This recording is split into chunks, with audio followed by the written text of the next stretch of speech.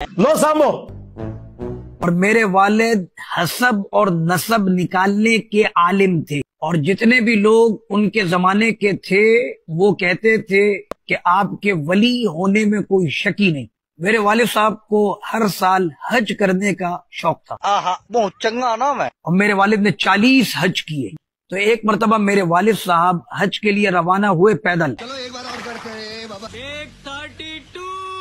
تو چلتے چلتے پیروں میں چھالے پڑ گئے۔ ایسے حالات میں بہتر یہی ہے کہ وقت رہتے انسان سترک ہو کر اپنے قدم پیچھے ہٹا لے، اور خون بہنے لگا قدموں سے۔ تو آپ نے قافلے والوں کو روکا نہیں کہ میری وجہ سے مت رکو، تم لوگ قافلہ آگے بڑھاؤ، اور جب اللہ نے چاہا اور مجھے طاقت دی، شفا ملی، تو میں پھر خود پیچھے سے آ جاؤں گا۔ ہاں پل جو تو اللہ نے ان کے دل پر یہ پیغام نازل کیا الہامی، اور پھر وہی جو ان کی کہانی تھی وہ چھوڑ دی انہوں نے۔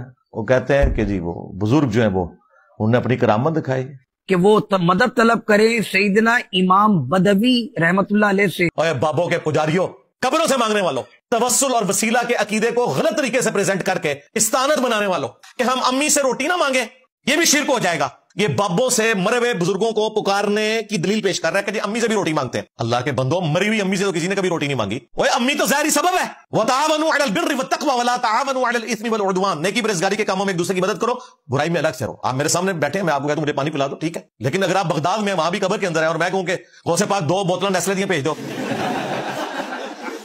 قیامت تک نہیں بھیج سکتے وہ۔ تو میرے والد نے سیدنا امام بدوی رحمت اللہ علیہ کو مدد کے لیے پکارا۔ وہ ہندو کو پھر بھی سمجھ آ جائے گی کہ یہ سامنے پتھر ہے، مسلمان کو پوری زندگی بتاتے رہیں کہ جو سامنے قبر میں ہے یہ چلا گیا، کچھ نہیں کرے گا، وہ کہتا نہیں اندر جا کے طاقتیں ود جاندیاں نے۔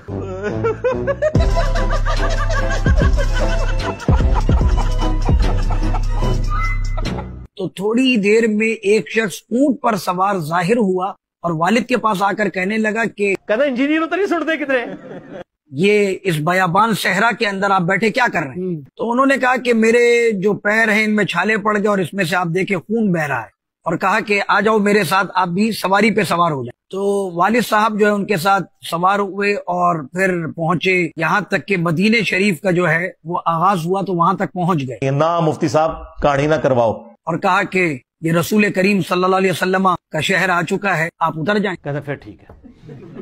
تو والد صاحب نے کچھ ریال نکالے اور کہا کہ یہ آپ کو آپ کی اجرت کے طور پر میں پیش کرتا ہوں۔ نہ دو انہوں پیسے، ہو خدا دا نہ جے رام نہ کریو۔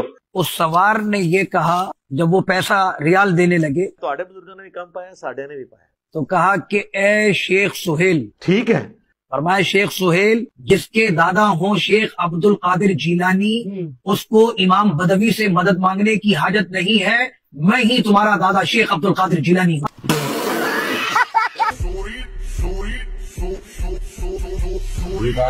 میں تو ٹوٹ گیا۔